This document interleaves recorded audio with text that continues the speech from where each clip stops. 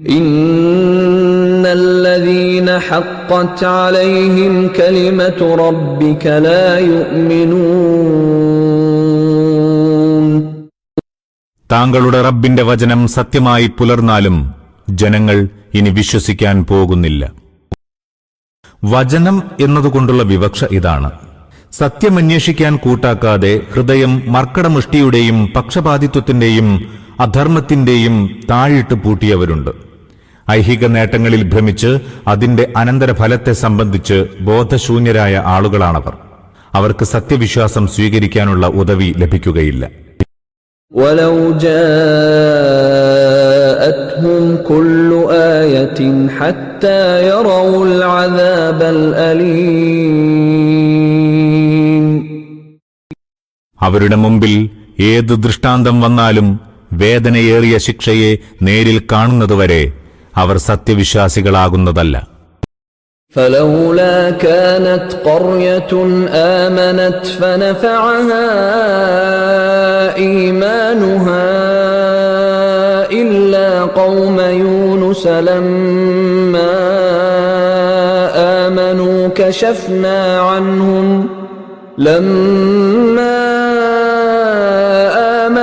كشفنا عنهم عذاب الخزي في الحياة الدنيا ومتعناهم إلى حين.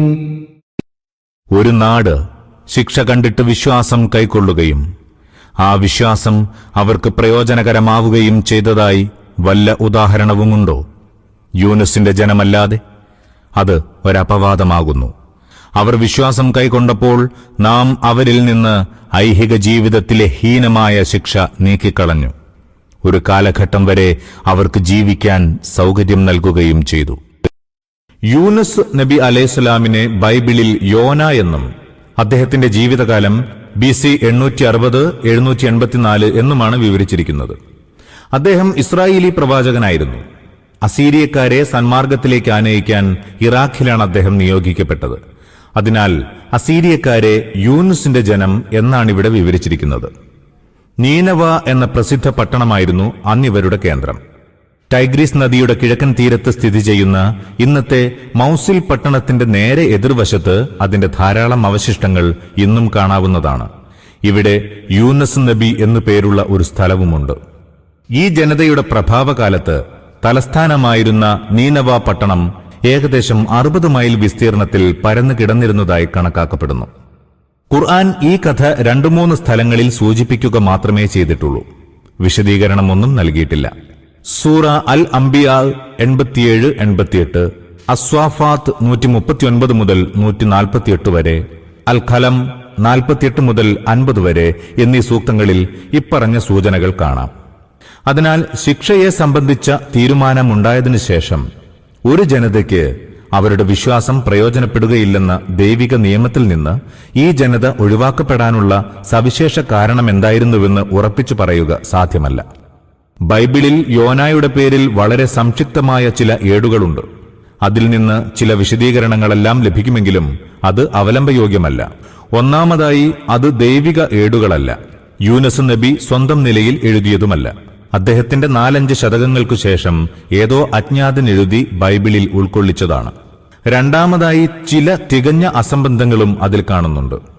എന്നാൽ ഖുർആന്റെ സൂചനകളും ഈ ഏടുകളും പരിശോധിക്കുമ്പോൾ ഇത്രയും കാര്യങ്ങൾ വ്യക്തമായി മനസ്സിലാക്കാം. ദൗത്യനിർവഹണത്തിൽ യൂനുസ് നബിയിൽ നിന്ന് ചില അപാകതകൾ സംഭവിച്ചിട്ടുണ്ടായിരുന്നു. മിക്കവാറും അക്ഷമനായിട്ട് തന്നെ ശിക്ഷയുടെ മുന്നറിയിപ്പ് നൽകിയ ശേഷം അള്ളാഹുവിന്റെ അനുമതി ലഭിക്കുന്നതിന് മുമ്പ് അദ്ദേഹം സ്വന്തം സ്ഥലം വിട്ടുപോവുകയുണ്ടായി. എന്നാൽ ശിക്ഷയുടെ അടയാളങ്ങൾ കണ്ട് അസീരിയക്കാർ പശ്ചാത്തപിച്ചു മടങ്ങുകയും പാപമോചനത്തിനായി അർത്ഥിക്കുകയും ചെയ്തപ്പോൾ അള്ളാഹു അവർക്ക് പുറത്തു കൊടുത്തു. ഖുർആനിൽ ദൈവിക നടപടിക്രമങ്ങളുടെ പൊതുതത്വങ്ങൾ വിവരിച്ച കൂട്ടത്തിൽ അവൻ ഒരു ജനതയിലും തന്റെ ന്യായം പൂർത്തീകരിക്കുന്നതുവരെ ശിക്ഷ ഇറക്കുകയില്ല എന്ന് സവിശേഷം വ്യക്തമാക്കിയിട്ടുണ്ട്. അതിനാൽ പ്രവാചകന്റെ ദൗത്യനിർവഹണത്തിൽ വീഴ്ചകളുണ്ടാവുകയും സമുദായത്തിന് അനുവദിച്ച കാലാവധി അവസാനിക്കുന്നതുവരെ ഉപദേശം തുടരാതിരിക്കുകയും അള്ളാഹു നിശ്ചയിച്ച സമയത്തിന് മുമ്പ് സ്ഥലം വിടുകയും ചെയ്താൽ ആ ജനതയെ ശിക്ഷിക്കുക അള്ളാഹുവിന്റെ നീതിയുടെ താൽപര്യമല്ല. കാരണം ന്യായം പൂർത്തീകരിക്കുക എന്നതിന്റെ നിയമപരമായ ഉപാധികൾ അപ്പോൾ പൂർത്തിയാവുന്നില്ല. സൂറ അസ്വാഫാത്ത് 148 സൂക്തത്തിന്റെ വ്യാഖ്യാനത്തിൽ ഇക്കാര്യം കൂടുതൽ വിശദീകരിക്കുന്നുണ്ട്. യൂനുസിന്റെ ജനത സത്യവിശ്വാസം സ്വീകരിച്ചപ്പോൾ അവരുടെ ജീവിതകാലം നീട്ടിക്കൊടുത്തു. പക്ഷേ പിന്നീട് അവർ വീണ്ടും അബദ്ധസഞ്ചാരം തുടർന്നു. അതേപ്പറ്റി നാഹൂം നബി അവർക്ക് മുന്നറിയിപ്പ് നൽകി. പക്ഷെ അവരത് ചെവിക്കൊണ്ടില്ല. പിന്നീട് സഫ്നിയാഹ് നബി അവരെ അന്തിമമായി താക്കീത് ചെയ്തു. അതും നിഷ്ഫലമായി. അവസാനം ഏകദേശം BC 612 മീഡിയക്കാർക്ക് അള്ളാഹു അവരുടെ മേൽ ആധിപത്യം നൽകി. മീഡിയ രാജാവ് ബാബിലോണിയക്കാരുടെ സഹായത്തോടെ അസീരിയയെ ആക്രമിച്ചു. പരാജിതരായ അസീരിയ സൈന്യം നീനവായിൽ ഉപരോധിക്കപ്പെട്ടു. കുറച്ചുകാലം അവർ ശക്തിയായി പ്രതിരോധിച്ചു നോക്കി. പക്ഷെ അപ്പോഴേക്കും ടൈഗ്രീസ് നദിയിൽ വെള്ളപ്പൊക്കമുണ്ടാവുകയും നഗരത്തിന്റെ ചുറ്റുമതിൽ തകരുകയും ചെയ്തു. അതോടുകൂടി അക്രമികൾ അകത്തേക്ക് തള്ളിക്കയറി പട്ടണം ചുട്ടുചാമ്പലാക്കി. അതിന്റെ പരിസര പ്രദേശങ്ങളെയും അവർ തീ വയ്ക്കാതെ വിട്ടില്ല. ഇത് കണ്ട് അസീരിയ രാജാവ് കൊട്ടാരത്തിന് സ്വയം തീ കൊളുത്തി ആത്മഹത്യ ചെയ്തു. അതോടുകൂടി അസീരിയൻ ആധിപത്യവും സംസ്കാരവും എന്നേക്കുമായി അസ്തമിച്ചു. അവിടങ്ങളിലുള്ള പഴയ അവശിഷ്ടങ്ങളിൽ അഗ്നിബാധയുടെ അടയാളങ്ങൾ ഇന്നും ധാരാളം കാണപ്പെടുന്നുണ്ട്. وَلَوْ شَاءَ رَبُّكَ لَآمَنَ مَن فِي الْأَرْضِ كُلُّهُمْ جَمِيعًا أَفَأَنْتَ تُكْرِهُ النَّاسَ حَتَّى يَكُونُوا مُؤْمِنِينَ ഭൂമിയിലെല്ലാവരും വിശ്വാസികളും ഭക്തരും ആകണമെന്ന് താങ്കളുടെ നാഥൻ ഉദ്ദേശിച്ചിരുന്നുവെങ്കിൽ ഭൂവാസികളഖിലം വിശ്വാസം കൈക്കൊള്ളുമായിരുന്നു. അല്ലാഹു അത് ഉദ്ദേശിച്ചിട്ടില്ലെന്നിരിക്കെ വിശ്വാസികളാകാൻ താങ്കൾ ജനങ്ങളെ നിർബന്ധിക്കുകയോ? ഭൂമിയിൽ സത്യനിഷേധികളും ധിക്കാരികളും ഒരിക്കലും ഉണ്ടാവരുത്. എല്ലാവരും ആജ്ഞാനുവർത്തികളും അനുസരണമുള്ളവരുമായിരിക്കണം. ഇതായിരുന്നു ആദ്യമേ ദൈവത്തിന്റെ ഇച്ഛയെങ്കിൽ ഭൂവാസികളെ ഒന്നടങ്കം അനുസരണമുള്ള മുഅ്മിനുകളായി സൃഷ്ടിക്കാൻ അവന് പ്രയാസവുമുണ്ടായിരുന്നില്ല. ജന്മനാ തന്നെ എല്ലാവരുടെയും ഹൃദയങ്ങൾ ഈമാനും അനുസരണവുമുള്ളതാക്കുമായിരുന്നു. പക്ഷേ സത്യവിശ്വാസവും അനുസരണവും മനുഷ്യന്റെ ഒഴിവാക്കാനാവാത്ത പ്രകൃതിയാകുന്നതോടെ മാനവകുലത്തെ സൃഷ്ടിച്ചതിന്റെ ലക്ഷ്യം നഷ്ടമാകുന്നു. അനുസരിക്കാനും അനുസരിക്കാതിരിക്കാനും വിശ്വസിക്കാനും വിശ്വസിക്കാതിരിക്കാനുമുള്ള സ്വാതന്ത്ര്യം മനുഷ്യന് നൽകണമെന്നായിരുന്നു ദൈവം ഇച്ഛിച്ചത്. താങ്കൾ ജനങ്ങളെ നിർബന്ധിക്കുകയോ എന്ന ചോദ്യത്തിന് നബി തിരുമേനി ജനങ്ങളെ വിശ്വസിക്കാൻ നിർബന്ധിച്ചിരുന്നുവെന്നും അതിൽ നിന്ന് അദ്ദേഹത്തെ അള്ളാഹു തടഞ്ഞുകൊണ്ടിരുന്നുവെന്നും അർത്ഥമില്ല. ഇവിടെ പറയാൻ ഉദ്ദേശിക്കുന്ന കാര്യം ഇതാണ്: ജനങ്ങളെ, നിങ്ങൾക്ക് തെളിവുകളും സാക്ഷ്യങ്ങളും നൽകി സന്മാർഗവും ദുർമാർഗവും തമ്മിലുള്ള വ്യത്യാസം മനസ്സിലാക്കി തരികയും സത്യസരണി വ്യക്തമായി തുറന്നു കാണിച്ചു തരികയും ചെയ്യുക എന്ന നമ്മുടെ ബാധ്യത ഈ ദൂതൻ മുഖേന പൂർണ്ണമായും നിർവഹിക്കപ്പെട്ടിരിക്കുന്നു. ഇനി സന്മാർഗം സ്വയം സ്വീകരിക്കുകയില്ലെന്നും ആരെങ്കിലും ബലം പ്രയോഗിച്ചാലേ സ്വീകരിക്കൂ എന്നുമാണ് നിങ്ങളുടെ ഭാവമെങ്കിൽ ബലാത്കാരത്തിന് പ്രവാചകൻ ഉത്തരവാദപ്പെടുത്തപ്പെട്ടിട്ടില്ല എന്ന് മനസ്സിലാക്കിക്കൊള്ളുക. ബലപ്രയോഗത്തിലൂടെയുള്ള വിശ്വാസം അള്ളാഹുവിന് ആവശ്യമുണ്ടായിരുന്നുവെങ്കിൽ പ്രവാചകന്മാരെ അയക്കേണ്ട ആവശ്യമെന്തിരിക്കുന്നു? അവൻ വിചാരിച്ചാൽ എപ്പോഴും ചെയ്യാൻ സാധിക്കുന്നതാണല്ലോ അത്. وَمَا كَانَ لِنَفْسٍ أَن تُؤْمِنَ إِلَّا بِإِذْنِ اللَّهِ وَيَجْعَلُ الرِّجْسَ عَلَى الَّذِينَ لَا يَعْقِلُونَ അള്ളാഹുവിന്റെ ഹിതമില്ലാതെ ഒരു ജീവിക്കും വിശ്വസിക്കാൻ സാധിക്കുന്നതല്ല. ബുദ്ധി പ്രയോജനപ്പെടുത്താത്തവരുടെ മേൽ അള്ളാഹു മാലിന്യം നിക്ഷേപിക്കുന്നു. അതായത് ഏതെങ്കിലും വ്യക്തിക്ക് അള്ളാഹുവിന്റെ അനുവാദമില്ലാതെ അനുഗ്രഹങ്ങൾ സമ്പാദിക്കാനോ നൽകാനോ സാധ്യമല്ലാത്ത വിധം മുഴുവൻ അനുഗ്രഹങ്ങളും അള്ളാഹുവിന്റെ അധികാരപരിധിയിലാണ്.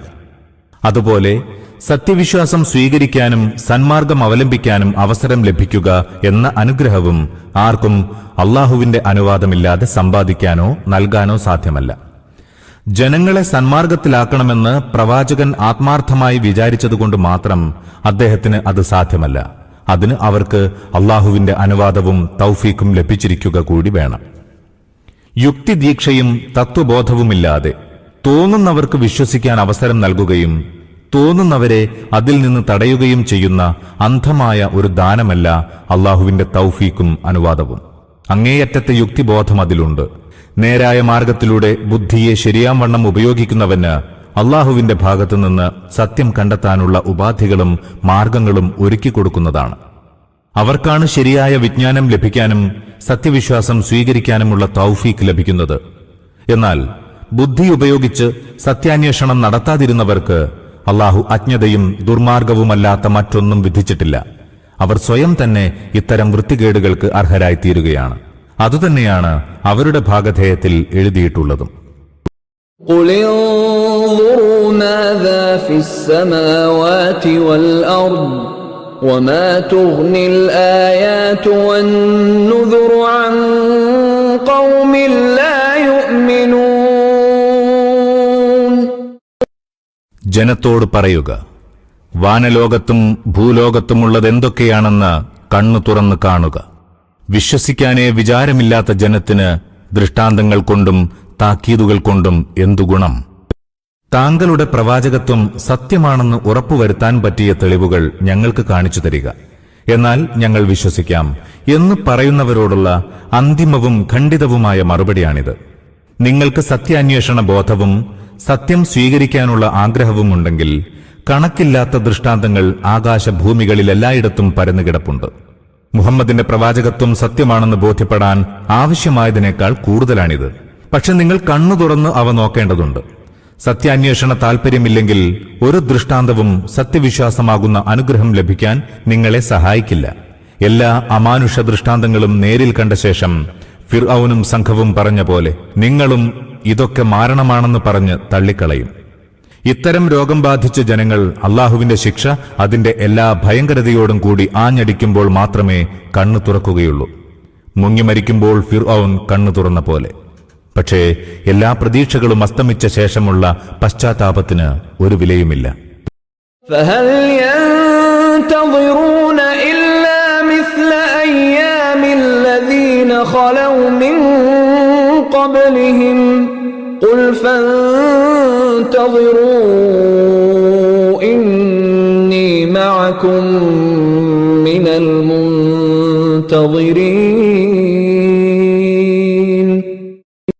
ഇനി മുൻ സമുദായങ്ങൾക്ക് വന്നു ഭവിച്ച ദുർദിനം തന്നെ വന്നു ഭവിക്കുകയല്ലാതെ മറ്റെന്താണ് ഇക്കൂട്ടർ പ്രതീക്ഷിക്കുന്നത്? അവരോട് പറയുക, ശരി, കാത്തിരിക്കുവിൻ, നിങ്ങളോടൊപ്പം ഞാനും കാത്തിരിക്കാം.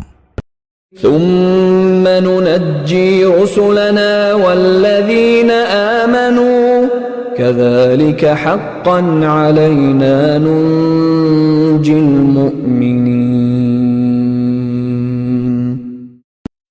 പിന്നീട് ആ സന്ദർഭമാസന്നമാകുമ്പോൾ നമ്മുടെ ദൂതന്മാരെയും വിശ്വസിച്ചവരെയും നാം രക്ഷിക്കുന്നു. അങ്ങനെയാണ് നമ്മുടെ നടപടിക്രമം. വിശ്വാസികളെ രക്ഷിക്കുക എന്നത് നമ്മുടെ ബാധ്യതയാകുന്നു. قُلْ يَا أَيُّهَا النَّاسُ إِن كُنتُمْ فِي شَكٍّ مِّن دِينِي فَلَا أَعْبُدُ الَّذِينَ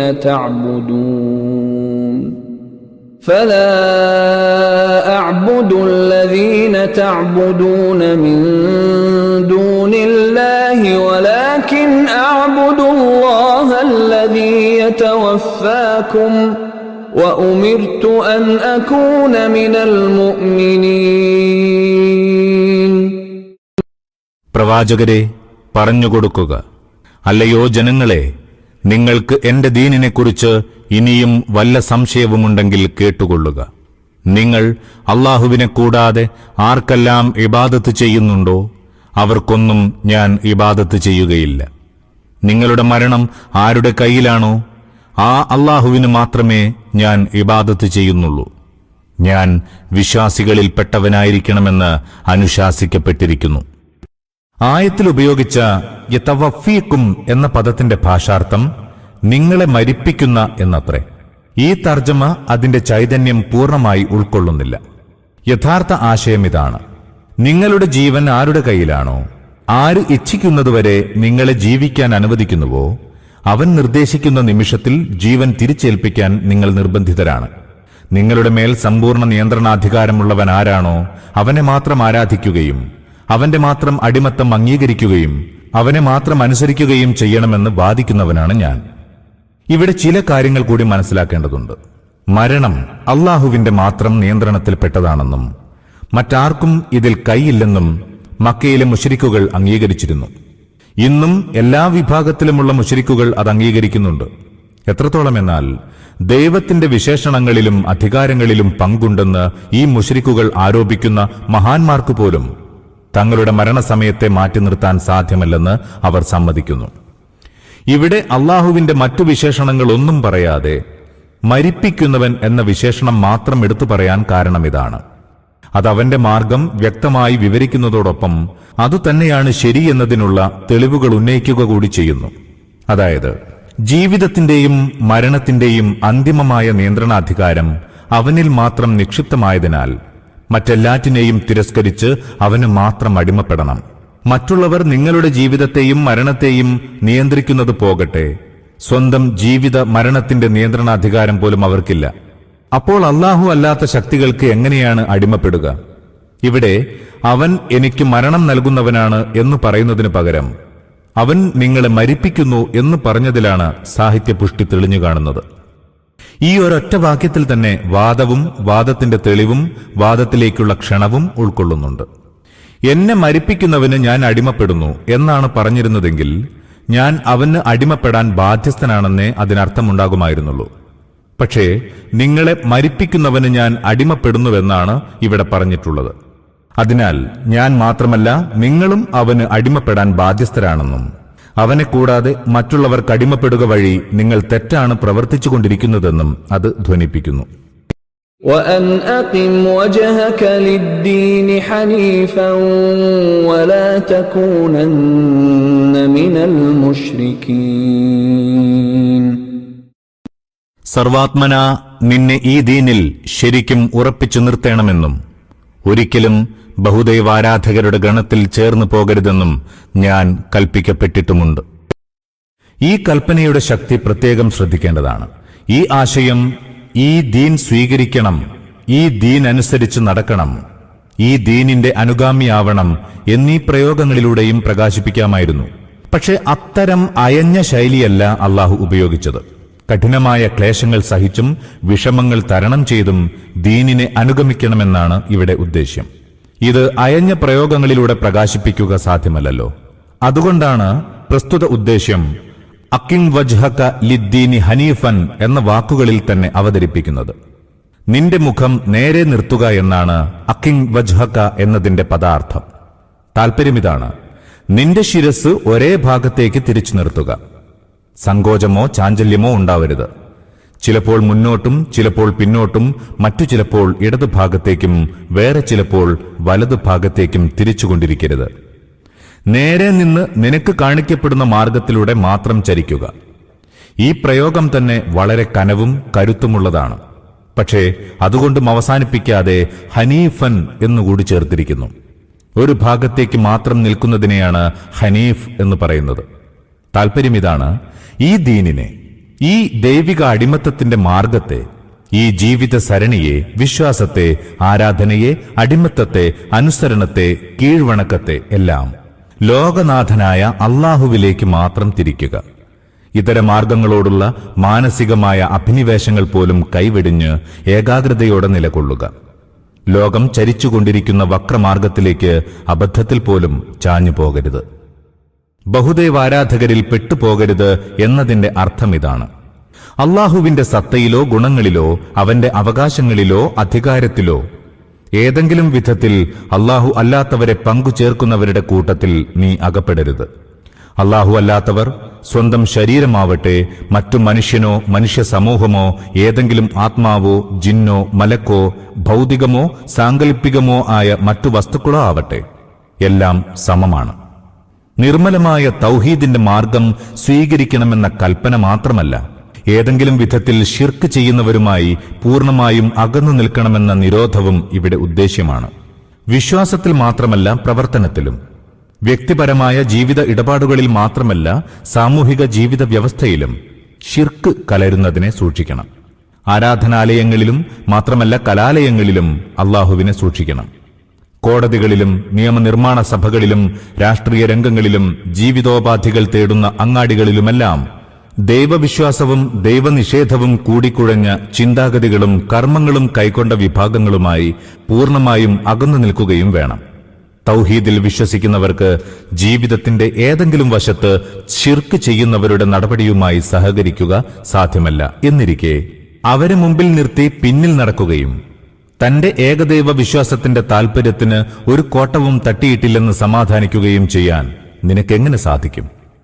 പ്രത്യക്ഷമായ ശിർക്കിൽ നിന്ന് വിട്ടുനിൽക്കണമെന്ന് മാത്രമല്ല, പരോക്ഷമായ ശിർക്കിൽ നിന്നും പൂർണ്ണമായി മുക്തനായിരിക്കണമെന്നതും ഇവിടെ ഉദ്ദേശ്യമാണ്.